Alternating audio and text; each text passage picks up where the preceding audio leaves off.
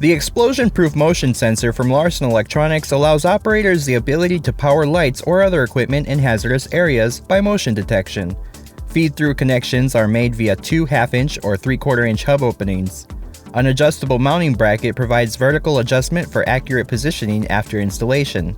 This motion sensor is rated Class 1 Division 1 and 2, Class 2 Division 1 and 2, and features an adjustable sensitivity and time delay. The motion sensor can detect objects near and far, including detection through a variety of surfaces such as the wall, shown here.